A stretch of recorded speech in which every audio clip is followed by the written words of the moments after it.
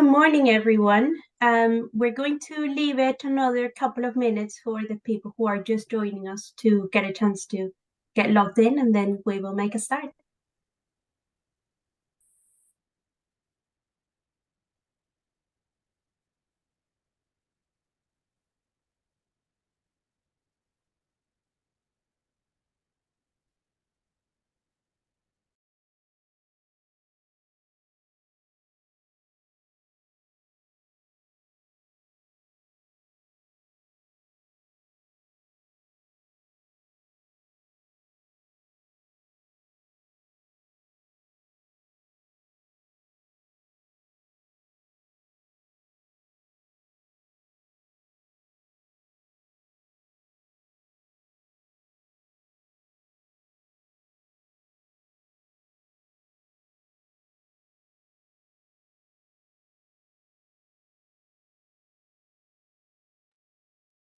Good morning. For those who are just joining us, it's just come to 9 o'clock, so we're going to leave it another minute for everyone who is just logging in to get ready, and then we will make a start with the webinar.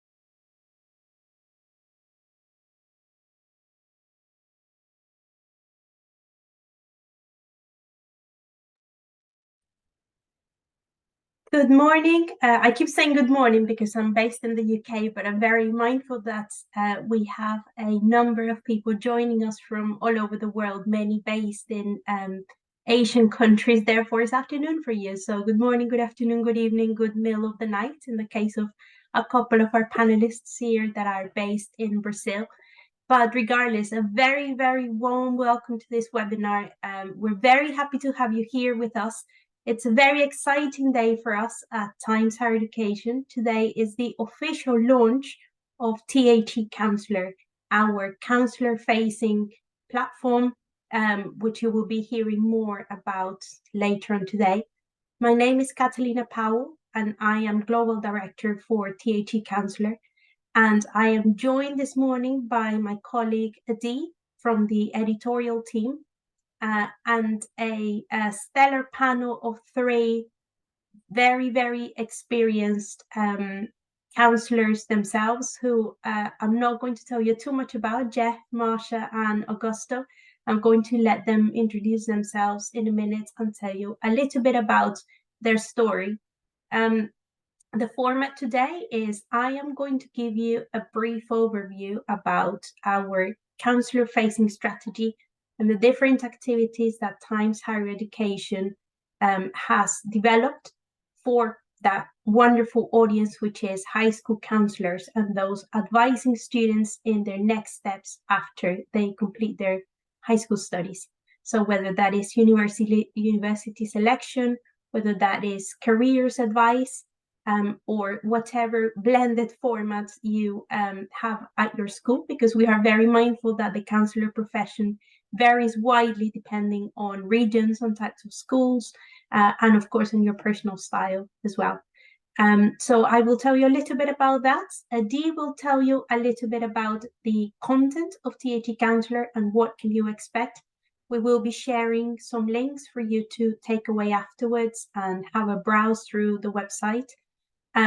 I will then introduce our three panelists. As I said, they will spend a couple of minutes telling you a little bit about themselves and their journey into counselling. And we will then have a little bit of a panel discussion. And what we want today really is for you to get a chance to hear from Jeff, Marsha, and Augusto about their passions, about their interests, about what they're looking forward to getting from THE Counsellor, how they got involved with Times Higher Education, and a few tips on how you can make the most out of these resources to take your career forward. So I'm going to share a couple of slides. If you bear with me 1 second.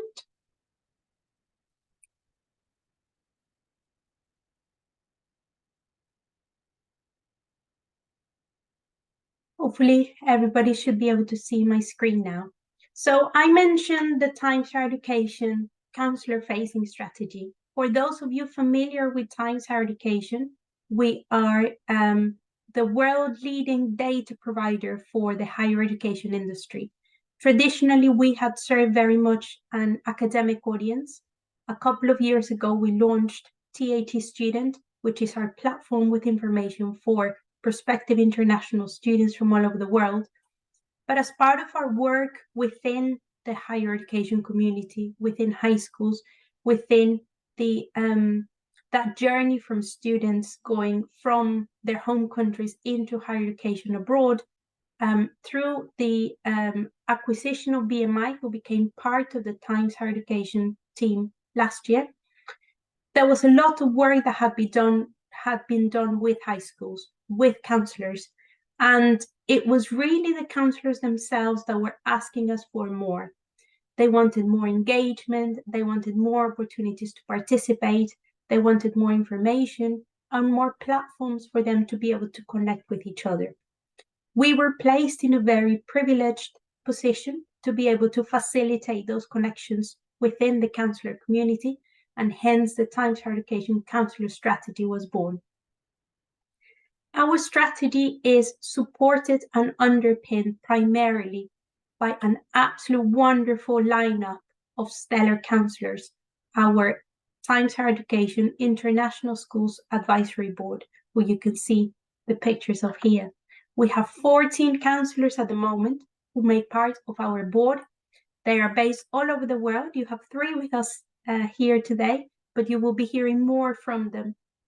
They have been really instrumental because when we decided to set up the counsellor strategy, we really wanted to push this ethos of for counsellors by counsellors.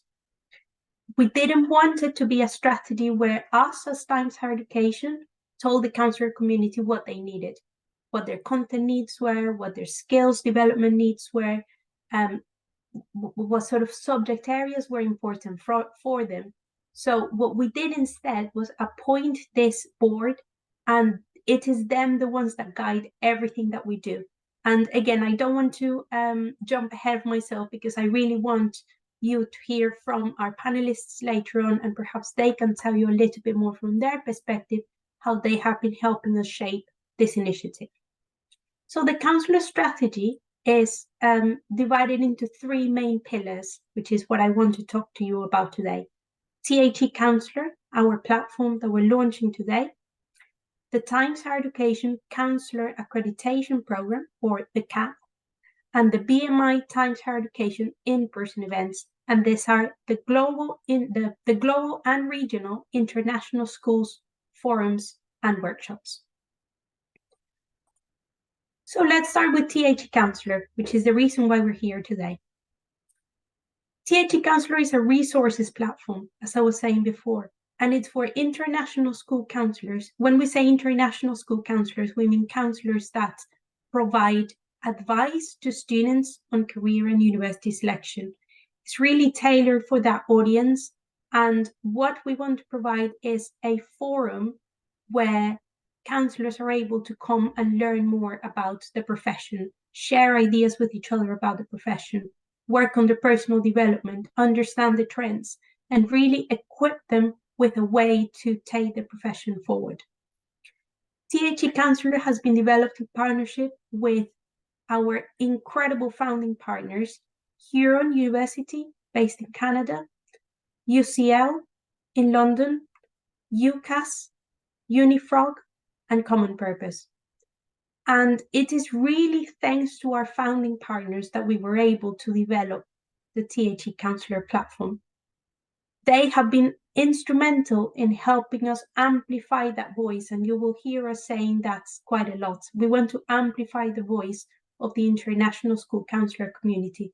As I was saying before, we don't want to come and tell you how to do your jobs or what is important to you. We want to facilitate that platform for you to be able to access the content, to signpost you where to find that more, and to really share the content amongst yourselves. I'm going to invite Adi at this stage. She is part of our amazing editorial team at THE Counsellor, and I'm going to invite her to tell you a little bit more about the content side of THE Counsellor. Adi, over to you. Oh, sorry, you're on mute.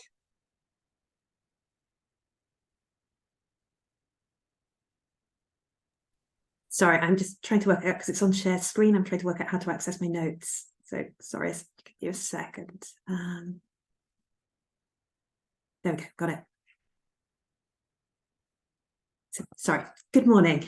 My name's Adi, and I'm the commissioning and content editor for THE Counsellor, what that means is that I work with counsellors to discuss ideas, to help turn those ideas into publishable articles, takes a range of processes. Some people just write articles, so I just wait for it to appear in my inbox, check it's everything it needs to be, and then publish it.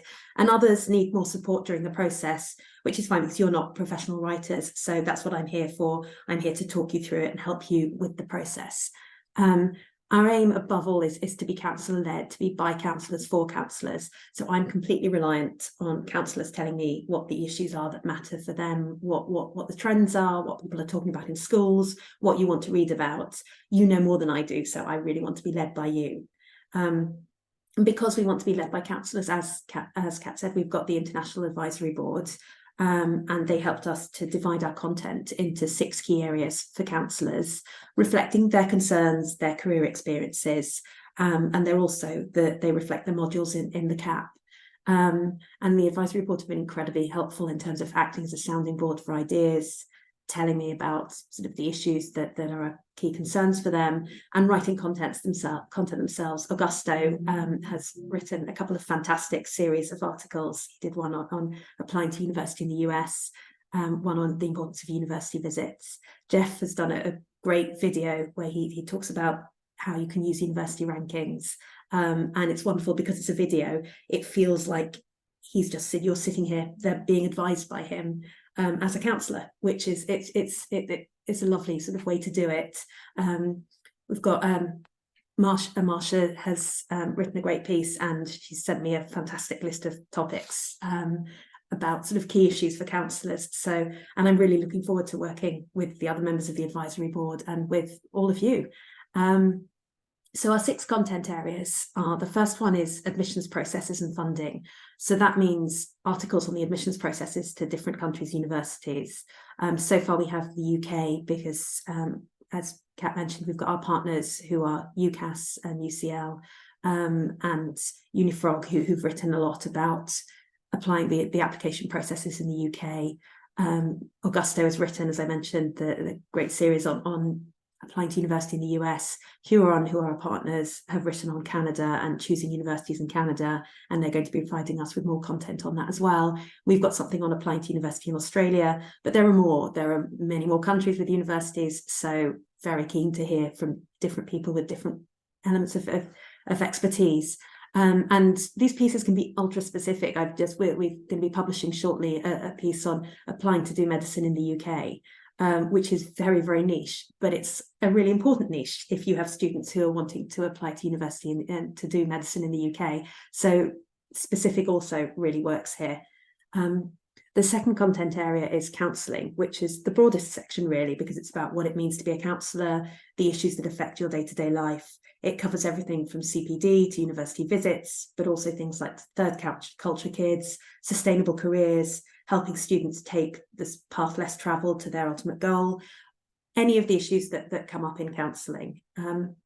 Next area is mental health and resilience, which is about helping students deal with the stress of choosing a university, disappointment if they don't get into their university of choice, and all the issues around leaving home for the first time, going to a new country, studying in a new place. But it's also about looking after your own mental health as a counsellor, because when you spend all your time counselling others, obviously it can take an emotional toll as well. And you can't be any help to your students if you're not looking after yourself. So we're also interested in pieces on resilience and mental health for counsellors. The next area is managing stakeholders, which is obviously working with parents, which is a big deal for all counsellors, but also working with students, working with teachers, working with SLT. The next area is reporting and advocacy. Bouquet, who's on our advisory board, wrote a great piece on this. It's about shouting from the rooftops so that even if you are the only counsellor in your school, or if you're in a tiny team, the whole school knows who you are, what you're doing, and how they can support you and work with you. And the final section is sector trends. Jeff has written a couple of great pieces on AI, but that's, at the moment, that's the only sector trend we've got in here. So particularly keen for submissions on sector trends, ways in which new areas of interest and sort of conversation topics in the sector. We've also got, we produce a weekly newsletter which is delivered to people's inboxes every Thursday, which is the digested highlights of what's new on the website. So that's all the articles that have gone up this week. We're highlighting them and showing you what's new. We also include forthcoming events, and we have a spotlight on a counsellor with an interesting story to tell. Can be someone from the advisory board, or might be any other counsellor who's just has interesting experiences and interesting things to say. And we've also got their job adverts relevant to counsellors from schools across the globe. We have an Instagram page as well. We've got where there's the latest articles, updates from the CAP, and short videos from counsellors talking about how they've used the CAP and counsellor content in their roles. So if you want to see how it can be useful, that's the place to go. I'm really keen to have sort of to receive ideas and content from any counsellors, all counsellors. That's what we're reliant on. We want to be counsellor-led, which means publishing content from counsellors. It doesn't have to be fully formed articles or even really fully formed ideas. I've got one counsellor at the moment who recently, she sent me some loosely arranged thoughts, and we're working together to shape it into an article to look at what an article on that theme might look like, what you might bring into it. So I'm very happy. I know you're not professional writers, so I'm very happy to hold your hand through the process, to work with you and to help turn some thoughts, some ideas into an article. It doesn't matter if you're not a confident writer or if you're not confident writing in English. That's why I'm here. We also take videos, and we take Q&As, and we can add resources to articles, so we can be flexible in terms of, if you have ideas, please come to us. We can try our best to work around them. But above all, what we want, and I know I keep saying this, but it's because it's our guiding principle, we want our content to reflect what counsellors are thinking, what your concerns and your priorities are, and you're the ones in schools, you're the ones doing the job. So I really need you, please, to come to me and give me your ideas and tell me what you want to read, because that's how we're going to make sure that this website is something that provides what you want to be reading. And if you can send sort of email submissions, ideas to my email address, which is up on the screen, but it's adi.bloom@timeshighereducation.com. And I'm really looking forward to hearing from all of you. Thank you. Thank you so much, Adi. That was fantastic. And really, I think the message is loud and clear. Please help us build this content. Please submit content. As Adi said, it doesn't matter if you don't feel super confident about the piece, your English, or even if you want to write about something that you rather remain anonymous for, that's absolutely fine. We can also receive submissions where the author is not named on the article as well. If perhaps it's something that we've had cases where counsellors want to write about issues among senior leadership teams, etc., that they rather not identify themselves, that's absolutely fine. We can work on that as well. So just to reiterate, there's the 3 types of content that you will find within THE Counsellor. First of all, well, I'm working my way backwards with the list you say there because of what Adi was mentioning a moment ago. So this counsellor generated content, which is a very, very large and very important part of the content that we provide at THE Counsellor. There is also the editorial content that is produced by Adi and the rest of the editorial team. And finally is the the content provided by our founding partners. I can see there was a question around what is the difference between THE Counsellor, Unifrog, and UCAS. And that's a very good point, and I just want to clarify. THE Counsellor is a resources platform.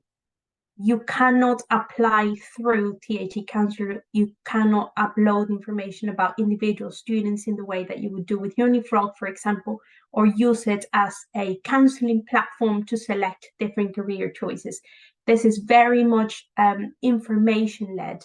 So, for example, our founding partners, Huron, Common Purpose, UCL, Unifrog, UCAS, they have been providing us with resources that they know is important for counselors so that you can discover that content within our website. Of course, if you then want to deepen that knowledge and find out more or engage directly with them, we will signpost you to where to go to. The second element, sorry, I appreciate we're taking quite a little bit of time, more than I wanted to, hearing from me, but I will move over to our panelists in a minute. But I mentioned 3 pillars. I said the first pillar is THE Counsellor. The second pillar, and again, this is a question that was on the Q&A, we will absolutely talk about the Counsellor Accreditation Program. This is our flagship professional development course for counselors. It's completely free for all the counselors to take. It's online and is asynchronous. That means that it is on demand for you to do it at your own pace. Once you complete the accreditation, it will last for 2 years, and your school will be listed on the THE website. Just for clarification here, the accreditation sits within the counsellor themselves. So if you move schools, the accreditation moves with you. What we will list on the website is the schools that employ a THE CAP accredited counsellor. So far, and bear in mind, we only launched the professional development course in October, we've had over 2,500 counsellors from 139 different countries who are either in the process of completing the CAP, completed the CAP and are accredited counsellors, and have been applying to complete it. So it's been absolutely phenomenal. And please don't take our word for it.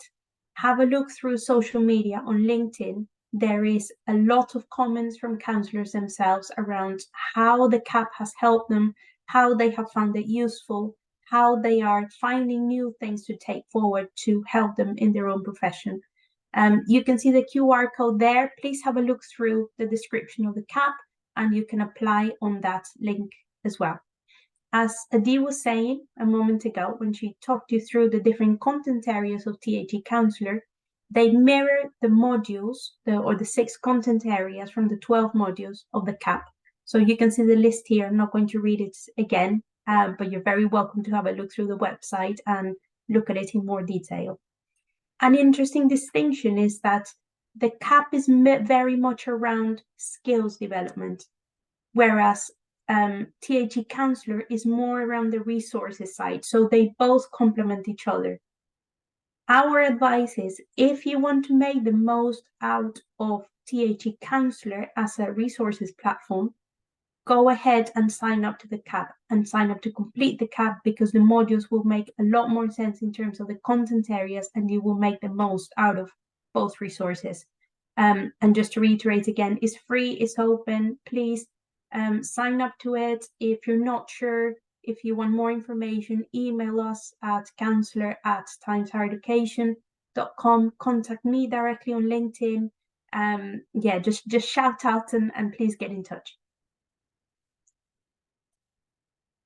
The third and final pillar that I just wanted to very briefly touch upon are the THE BMI International Schools Forums and Workshops. So these are the global workshop that takes place in London, the regional workshops that take place all over the world. You can see the locations here up on the screen. This is the in-person events where we bring together the counsellors for professional development sessions that are in person, that will count as credits towards the CAP reaccreditation. I should reiterate that any counsellor who is interested in attending any of the regional in-person events need to have completed the CAP by the time they come to the event. So please get signed up to the CAP. On the website that you can see here, the QR code, you can come and have a look. You can apply to take part in one of these regional events if there's one happening in a location near you.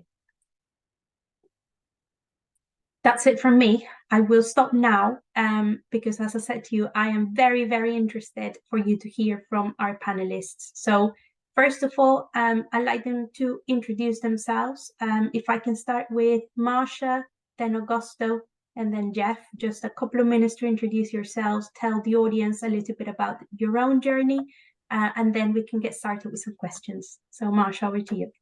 Okay, good morning, and please let me know if you have trouble hearing me. So my name is Marsha Oshima. I currently live and work in Geneva, Switzerland, but I'm originally from the United States, outside Washington, D.C. So I have been working as a university counselor for the past 10 years, basically since I've arrived in Switzerland. I've been at 2 different international schools in Geneva. Prior to my work in schools, I worked for many years for the Institute of International Education in managing international exchange and scholarship programs. So my background has always been in the movement of students and professionals across borders for either professional development or educational purposes. But arriving in Geneva and, as fate would have it, getting my first counseling job, I completely, to be honest, did not have an academic or formal background in university counseling. So all of my training and professional development has been based on peers, learning from my peers, self-study, taking part in professional conferences and opportunities such as the CAP. So I hope I can reassure those of you who are maybe newer in the profession that it's entirely possible. You don't have to worry about not having a formal degree and formalized training. You know, some of the best training is from your colleagues and peers. So I was thrilled to be asked to be part of the advisory board because I really, really believe in the strength of peer-to-peer training. And I have just recently completed, I went ahead and did the full CAP online. And so I can again vouch for its value and also that it's completely doable in a reasonable amount of time. And I found it extremely beneficial. So I would just like to welcome all of you and encourage you to take advantage of the amazing resources that are being offered through these 3 pillars. Thanks.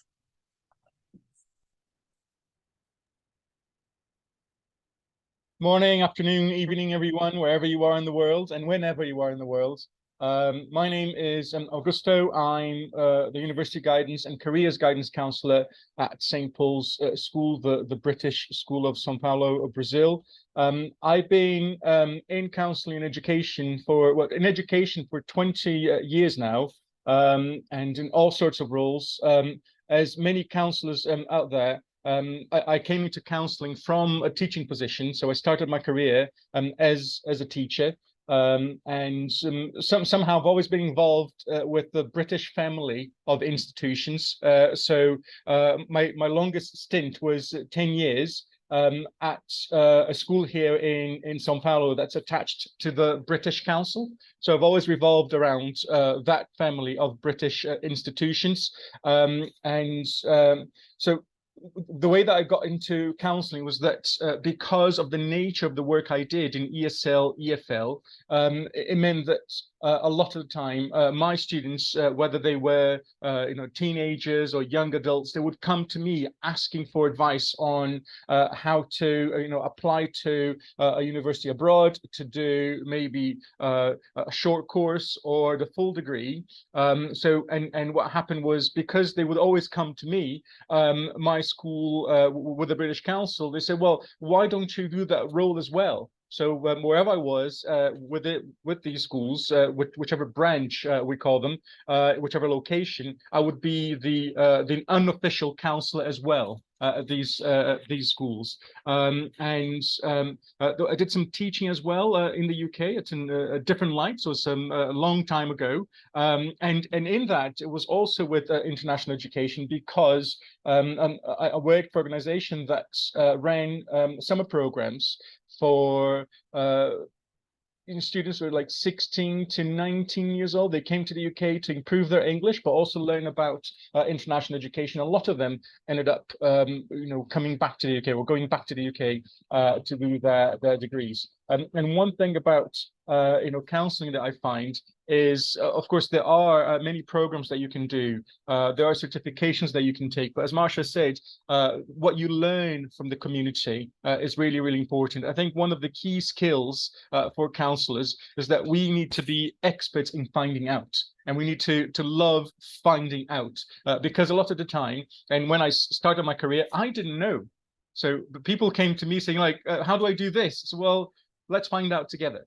Right. And because what we do changes all the time, we need to be, like I said, really good at finding things out and then sharing that and digesting that into smaller pieces for our audiences. And this is one of the things I love the most about counselling, other than the fact, of course, that we get to meet great people from all over the world. Like today, we're accompanied here by people from all over the world, and that is great, especially when we get to meet in person. And we'll have many opportunities to do that in 2024 with the number of events that we'll have throughout the year.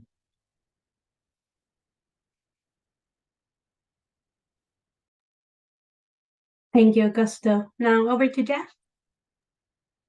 Good morning, everyone. My name is Jeff Neal, and I am the Director of College Counseling at Graded, the American School in Sao Paulo, just down the road here from my good friend Augusto. This is my 23rd year, and I think a little bit different from Marsha and Augusto. All 23 of those years I have spent in the college counseling domain, always working at schools. So Graded is my 6th school on 4 continents, kind of working backwards. I spent a couple of years in West Africa at the International School of Dakar in Senegal, 4 years before that at Taipei American School in Taiwan. And then 14 years split between 3 different boarding schools in the United States. But similar to Augusto, my background also is in teaching, in addition to serving as a college counselor in various domains. Also been a career-long English teacher. So I think, just to pick up on a few different themes that Marsha and Augusto have already shared, one comment that I would make about sort of observing my 23 years in this field, in this profession, the only constant has been the state of change. And as Augusto said, it's this idea that we have to be experts in finding out. I really love the way he said that. We have to be experts in learning. We have to prioritize a love of learning.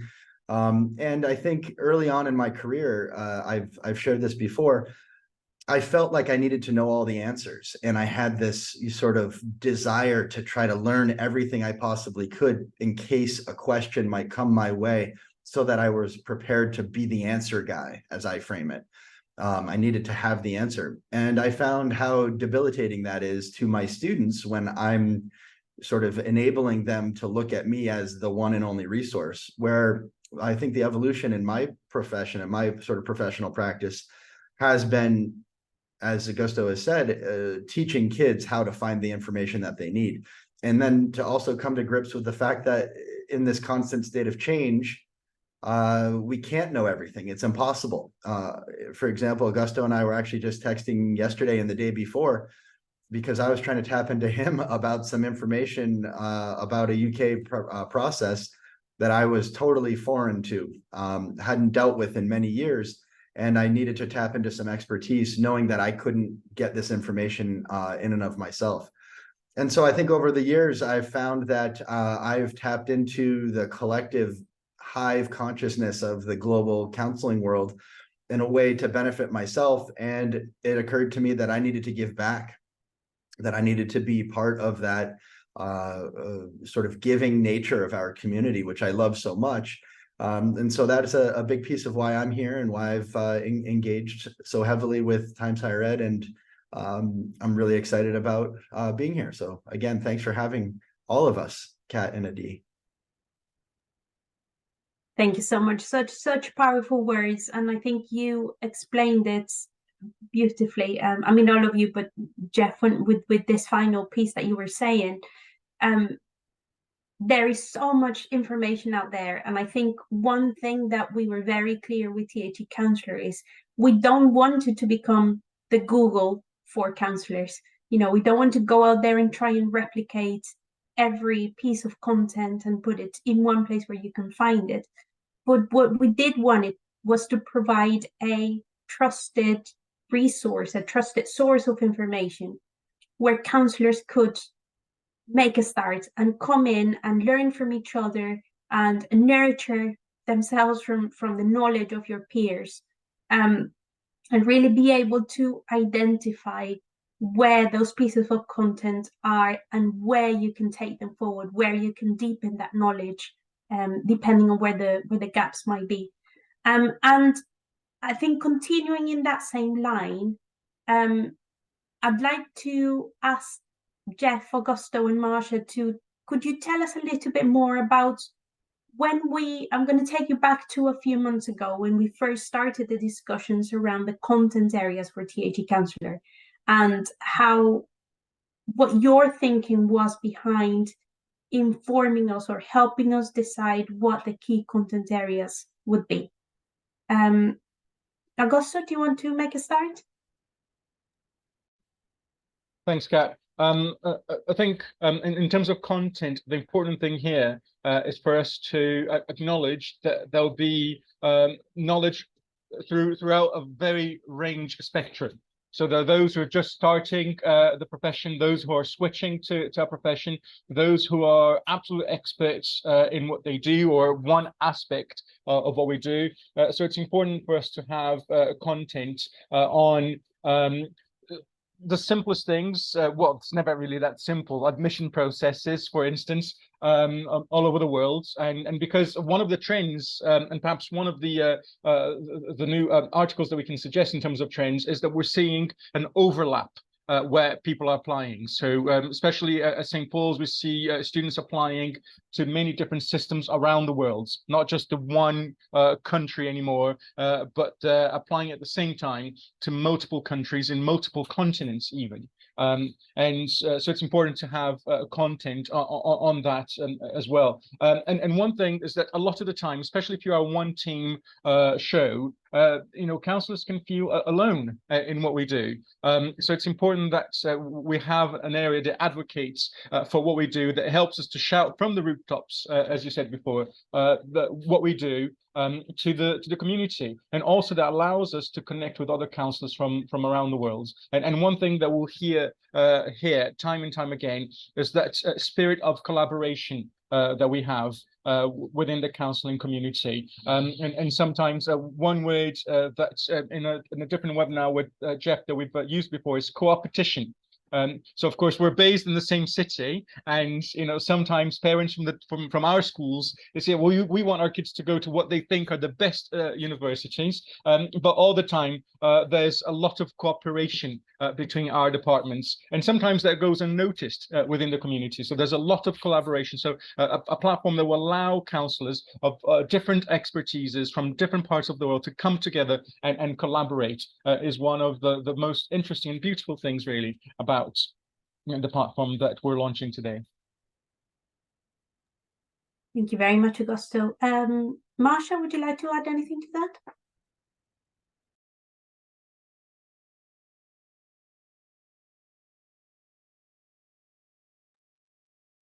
Just needed to unmute. Yes, no, completely agree with everything Augusta said. I think I would just add in two thoughts is, that I think in terms of content development, the approaches, we're focusing on approaches. We're not the nuts and bolts, as both Jeff and Augusta said, things change every year. So we're not seeking to provide, step-by-step for Common App or UCAS mechanics. There are other sources for that. We can't keep track of every, test-free university in the United States. So we were really looking at what kind of information and maybe the nuances of counseling. So things like tough discussions or how to build relationships with your senior management, things like that. So it's really, again, sharing to help you refine your approach to your daily work. And then I think the other thing that was important to me, and one of the reasons why I was so happy to be involved, is making resources available completely for free and accessible to any counselor in the world, building that access. Because, for example, many of us, me included, we're in locations and at schools that can send us to conferences, would pay for a professional development if I asked for it. And while that's lovely for me, really for me, it's to build that access and enhancing equity for all counselors, and then by extension for more students. So I think that's something that fed a lot of our discussions as well. Yeah, absolutely true, Marcia. And I think if I may reflect for a moment, certainly my experience with working with the counselor community and working so closely with our advisory board is, and again, Augusta was saying the same thing as well, is just this incredibly generous attitude to share knowledge. And, I have been working in this industry and in other industries for a while now, and I have never come across a group of people that are so interested in sharing that knowledge. And it's just really humbling, really. And I think, again, we have even launched Counselor, and we've already had over 200 counselors coming to us saying, I want to write for you. Not because they want their name published on a website, that's easy enough for you to do yourselves, but purely because they want to share that knowledge with other counselors. And a moment ago, we were talking about there isn't one definition of counselor. We were having this conversation yesterday with the advisory board. What does the counseling profession look like? Marcia, you were saying you work at one style of school, somebody else will work at a very different style of school. You might have people under you. You might have a dual role where you are counseling students on an emotional well-being area, as well as in terms of the next steps after high school. You might be teaching at the same time as well. So there's loads of different areas that you can talk about when you think about counseling. So this idea of being so collaborative, so open, and so willing to share knowledge is kind of blown me away, and it has to everybody that has been working with the counseling community that hasn't previously. In that same light, if I may, sorry, first, Jeff, was there anything else that you wanted to elaborate on that? No, that's fine. In that same light, around the content sharing, Adi was mentioning a moment ago that Augusto, Jeff, and Marcia, you have already all contributed pieces towards THE Counselor. Perhaps I'd like to invite each of you to share with the audience a little bit of a preview on one of the articles or a couple of the articles that you have already submitted yourselves that that are already live on THE Counselor or going to be published very shortly, just so that you can give them a flavor of what to expect in terms of the counselor generated content. Jeff, would you like us to start? Sure, and just to dovetail a little bit on that, on the last point, and transition to your question, over the time that I've been doing this profession, it's allowed me the opportunity to reflect on my own learning journey. And one of the things that I have become very much aware of through my participation in the THE Counselor and the International Advisory Board is, in the early stages of my career, I was really focused on the what and the where to find information and what the information was. And now I've become much more interested in the how.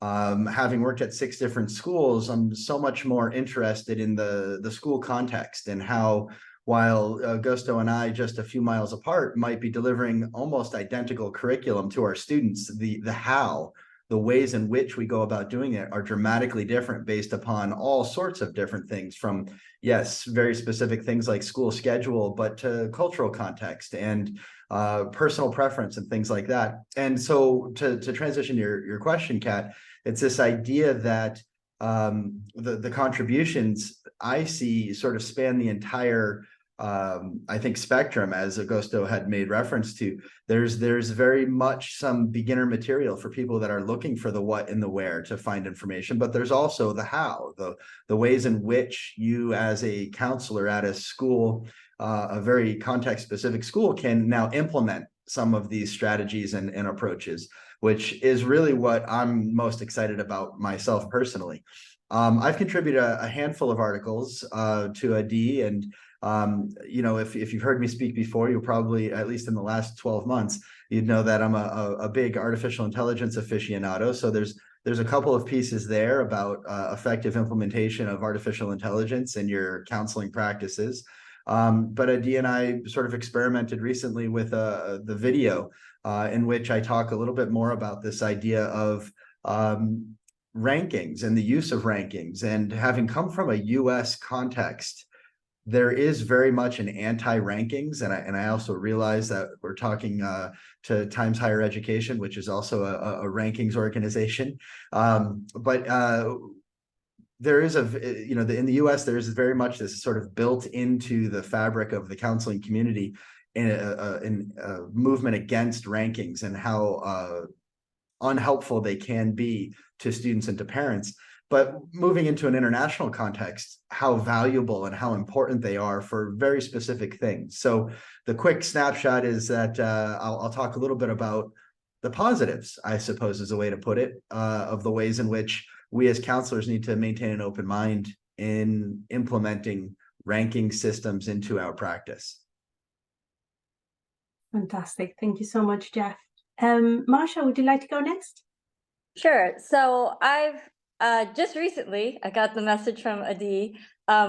Actually, my final project for the CAP. So those of you who have not yet completed, you have a final project, which is not at all intimidating. You kind of write up a short piece, basically giving advice on a topic to someone new in the profession. So I wrote up something with kind of some of my tips and tricks I've picked up through the CAP program, and also in my own experience on managing and building relationships with stakeholders.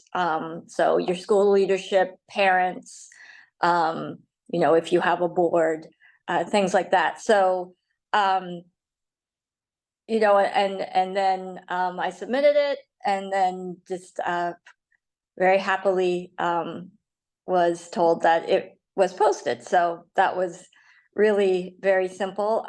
And then that just kind of prompted the conversation with Adi and I about other topics that I might want to write about. And so, as Jeff said, it's, if you're thinking about writing, or you think, should I contribute? What do I have contribute? Basically think, what questions do you have? Maybe it's something you feel expert on, or that you've been pursuing recently. For example, Jeff, with AI, he's been, digging deep and sharing all of that information, and more importantly, practices, not just the glories of AI, but how can you use it in your daily work? But maybe you have a question and you don't have the answers, but you can use creating an article as a way to talk to others and gather that information. I mean, that's how, you know, I kind of got into the conference presentation world. Is, you know, at first I thought, oh, I can't be a presenter, or I can't present information because I'm not expert. But then I took a different thought and thought, well, no, there's things I want to know about, that I want to learn more about. So I will gather other people who have that expertise, you know, collaborate with them, basically glean information from them and help present it. So you can also think about, you know, submitting in that respect, you know, what do you want to know more about? And then that also helps you build some networks and gain some new colleagues. What a fabulous idea, Marsha, and you're absolutely right. It's not just about writing about something that you know a lot about, but as you say, what a good idea to think about, well, what do I not know about? Because I'm sure there's lots of colleagues that are also wondering the same. And rather than all of us sitting and wondering together, go out, do that research, and maybe write a piece to answer that question. I really, really like that idea. And just to clarify what Marsha was talking a moment ago again, when a counsellor goes through the CAP, the Counsellor Accreditation Program, you complete all your modules online, 6 content areas, 12 modules. It takes around an hour to complete each one. You do everything online, asynchronous, so on demand. When you have completed all your modules, you are requested to submit a piece, a reflection piece that's essentially, we will give you the topics, and we want you to write it as an advisory piece for a colleague who perhaps is new in the profession.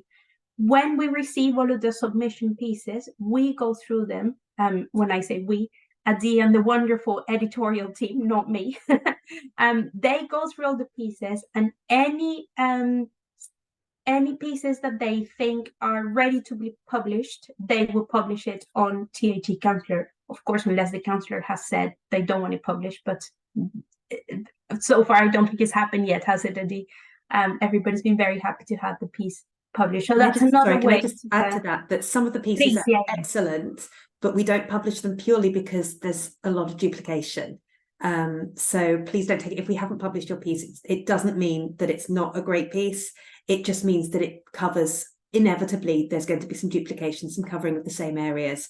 And some of the time what I'm doing is getting in touch with people and saying, you clearly have a lot to say. I can't publish this piece, but would you like to write something else for us? So please don't take it personally if we don't publish your piece.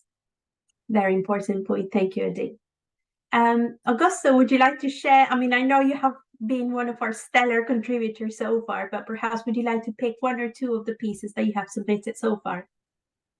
Yeah, so yeah, there are pieces on various areas. I think I started submitting pieces on admissions processes and things that I like to talk to other counsellors about, especially if it's counsellors who are just joining the profession, and maybe there's certain areas that they're unfamiliar with, like for instance, you know, admission rates and yields and numbers that we don't normally you know, talk about and speak about with our families and kids as well.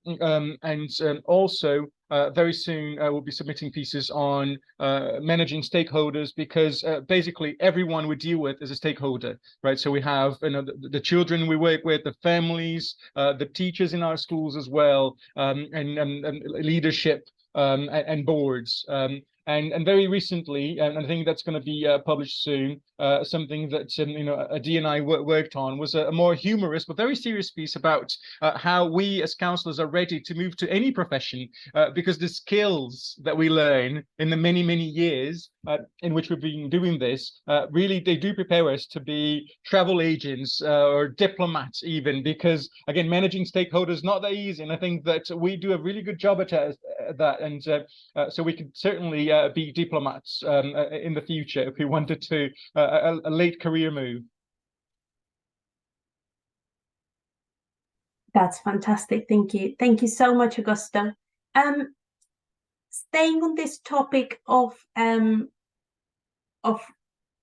important information to share with the other counsellors, I wonder if I could pick your brains for maybe a minute for each of our panelists, a minute or two for each panelist, to tell us a little bit about interesting trends that you're seeing happening right now, and perhaps that might spark some ideas in our audience of potential pieces to write and contribute for THE Counsellor.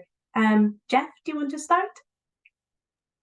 Sure. I think the biggest trend that we're seeing is this idea of, I think, cost sensitivity and the desire to find affordable options throughout the world. It is certainly I think at the root of the proliferation of our students searching across multiple countries and applying to multiple countries comes from an affordability perspective. And that said, what it's enabling is a much broader exploration of other parts of the world that maybe heretofore were not very well known or very well explored. Just last week, I was in Portugal, exploring some really wonderful opportunities and options there. Last year, I was visiting Prague and in Switzerland, places that maybe over the course of my previous 20 years had only a handful of applicants.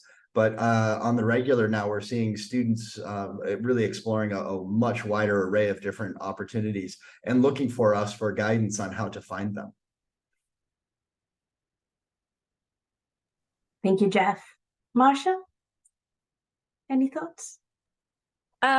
Yes. Well, one thing I think is, and I don't know how to phrase this correctly, so I'll just say it, kind of increased student self-advocacy for their needs.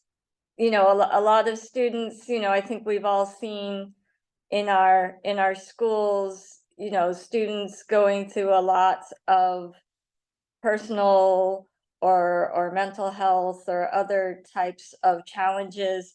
But I think students are increasingly, at least in the schools I've been in, are increasingly more willing to articulate those needs and also to ask for support in those needs. And I think, you know, definitely I'm hearing from universities that, you know, for example, in the US, that many universities in the US already provides a certain level of that kind of student support, that's part of their structure, that they are needing to increase staffing and other resources for those students. But I also am aware in other parts of the world, higher education institutions weren't necessarily providing a lot of those services because it wasn't part of kind of their mandate or maybe their culture to kind of provide that full care for students. So I definitely think that's something that I'm being asked more and more about by students and their families as they look at their next steps. Thank you, Marsha. And Augusto, any final thoughts? Yeah, just you know, adding to what Jeff and Marsha have said. I think affordability is an issue, which is perhaps why we're seeing, you know, people applying to multiple destinations at the same time, and then tying that with the mental health and the well-being of kids. We're seeing you know, applicants and, you know, teenagers being so afraid of hearing no's, especially the communities that we serve. Some of us tend to serve more affluent communities, and for the first time in their lives, they'll hear a very important no, which is one of the reasons why I think they're applying to so many schools, because they're afraid of the no's that they'll hear, and maybe applying to so many schools as a way to protect them against that, because there'll be many yeses from the pool of universities they're applying to. There's a trend, it's starting, I think, now, small, but it might become a trend in the future, is because of mental health issues as well. We're seeing that so many kids are suffering from anxiety, and maybe they don't do well testing, for instance. We're seeing at our school every year a couple, maybe 3 kids deciding to apply post-qualification. So to take the stress off their IB experience, and we are an IB school. We know if you are an IB school how stressful that can be. So what they do is they just enjoy the IB experience, do as well as they can do, and then once they've completed the IB, it might mean they're taking a gap year, for instance, but they're applying post-qualification. So that the level of anxiety throughout that IB completion is diminished. And also, when they apply to university, they kind of know, based on their results, what is available to them in terms of higher education destinations. Thank you so much, Augusto. My goodness, I think we could have spent another hour talking about trends, talking about tips. I'm mindful that there was a fair few questions in the chat around our events, around the CAP. I just wanted to direct everyone again towards the links that we shared earlier. On the CAP page, for example, there is a frequently asked questions where the answers to most of the questions that were posted on here will be found around how long is it valid for, does the accreditation sit with the counsellor of the school, around accredited schools, around re-accreditation, around the assessment piece, the modules. So please, can I ask you to have a look through those FAQs. If you still cannot find the answer to your question, please email us at counsellor@timeshighereducation.com so that we can answer directly anything that you are still uncertain about. Couple of things remain for me to say. The first thing is, please sign up to the CAP, contribute content, and help us spread the word. The only way that we can make this resource really accessible and really inclusive is if we work together with the counselling community to let all your colleagues know, regardless of what type of school they work at, whether it's an international, bilingual, national school, a big school, a small school, a rural one, etc. Please, we want it to be as inclusive as possible. The resource platform is free. The CAP is free to take as well. And it's really for counsellors working within schools, whatever that might look like. So I said the things that I wanted to do. So first of all was, please, encouraging you to complete the CAP, contribute content by emailing Adio your content ideas, but also help us spread the word. Second of all, I'd like to thank again our founding partners who are making THE Counsellor possible: Huron University, UCAS, Unifrog, UCL, and Common Purpose. Without their support, it would not be possible to create this platform. And last but not least, a huge, huge thank you to Jeff, Augusto, Marsha, and Adi for coming here today to share with you their words of wisdom, to share with you their passion for their profession, and for helping us make this a fantastic platform and a fantastic resource for the counselling community. Thank you so much for joining us. The recording will be made available to everyone who registered. But again, in the meantime, if you have any questions, please feel free to email us at counsellor@timeshighereducation.com. Thank you so much and enjoy the rest of your day. Thank you, everyone.